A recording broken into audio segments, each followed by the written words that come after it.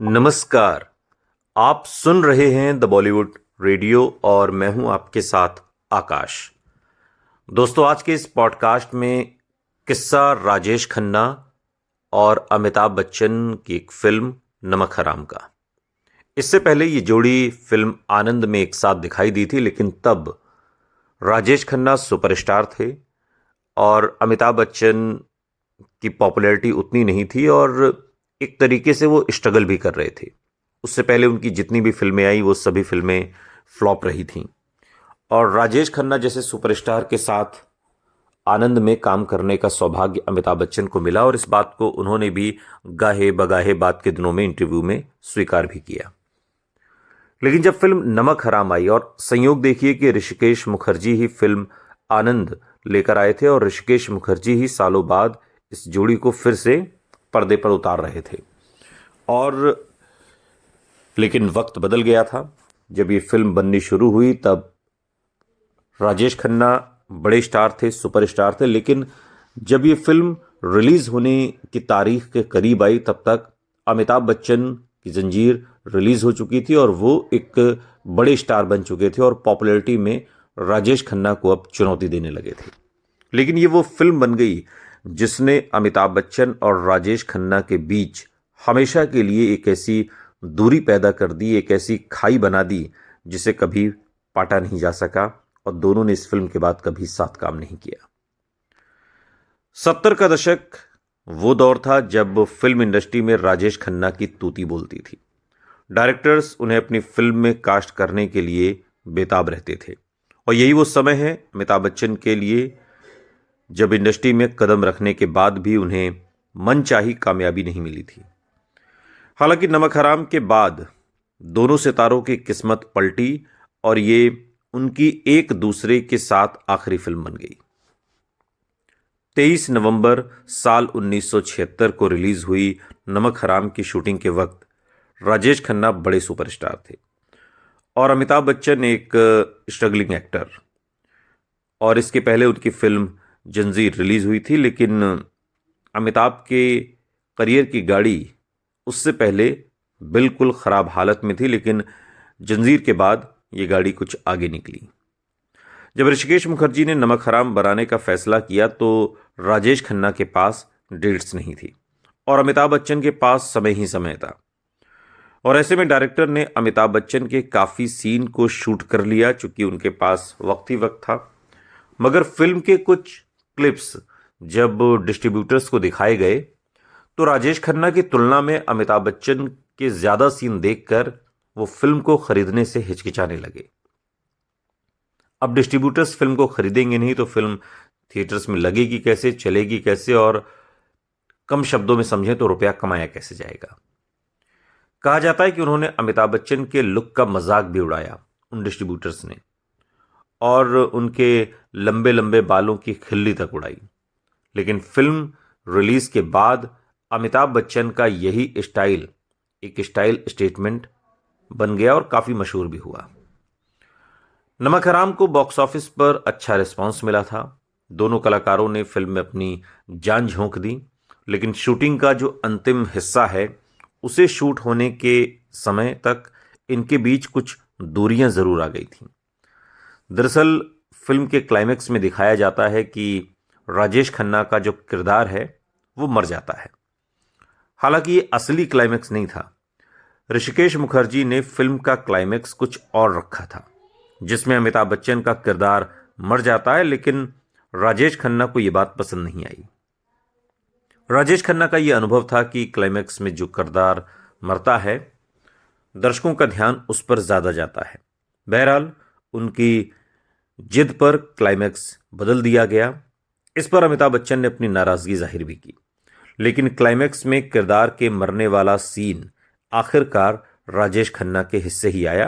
राजेश खन्ना इस बात को मनवाने में कामयाब रहे। बड़े स्टार थे, सुपरस्टार थे, लिहाजा उनकी बात को नज़रअंदाज नहीं किया जा सकता था। और अमिताभ का किरदार जब फिल्म रिलीज़ हुई तो क्लाइमेक्स में किरदार के मरने वाला सीन आखिरकार राजेश खन्ना के हिस्से आया और जब फिल्म रिलीज़ हुई तो अमिताभ का किरदार ज़्यादा पसंद किया गया। अमिताभ बच्चन का किरदार राजेश खन्ना के रोल पर इस फिल्म में भारी पड़ गया। अगर आपने फिल्म नमक हराम देखी है, कहा तो यह भी जाता है कि उनके मुकाबले अमिताभ बच्चन का स्टारडम बढ़ना उन्हें अच्छा नहीं लगा, राजेश खन्ना को, और उन्होंने फिर कभी अमिताभ बच्चन के साथ काम न करने की कसम भी खा ली। हालांकि कुछ ऐसा ही दावा सूत्रों के हवाले से उस दौर में तमाम फिल्मी मैगजीन्स में अमिताभ बच्चन के लिए भी किया गया कि अमिताभ बच्चन भी राजेश खन्ना के साथ दोबारा काम नहीं करना चाहते, और दोनों ने साथ में फिर काम भी नहीं किया।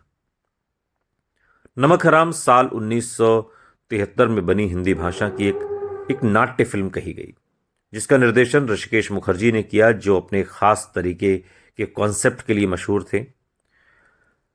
आर डी बर्मन का संगीत, गुलजार की पटकथा और आनंद बख्शी के गीत हैं। फिल्म में राजेश खन्ना और अमिताभ बच्चन हैं। इसमें रेखा, असरानी, रजा मुराद, ए.के. हंगल, सिमी ग्रेवाल और ओम शिवपुरी भी हैं। राजेश खन्ना को इस फिल्म के लिए 1974 में सर्वश्रेष्ठ अभिनेता हिंदी के लिए तीसरा BFJ पुरस्कार मिला, और अमिताभ बच्चन ने 1974 में सर्वश्रेष्ठ सहायक अभिनेता का दूसरा फिल्म पुरस्कार इसी फिल्म की बदौलत जीता। आनंद के बाद राजेश खन्ना और अमिताभ बच्चन अभिनीत ये दूसरी ऋषिकेश मुखर्जी की फिल्म थी।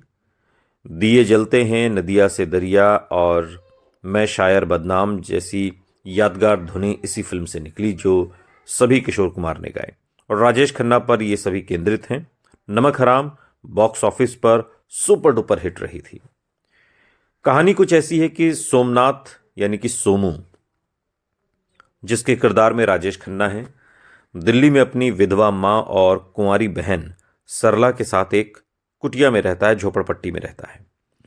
वो कलकत्ता में रहने वाले अमीर परिवार में जन्मे विक्रम महाराज उर्फ विकी, यानी जिसके किरदार में अमिताभ बच्चन हैं, उनका दोस्त रहता है।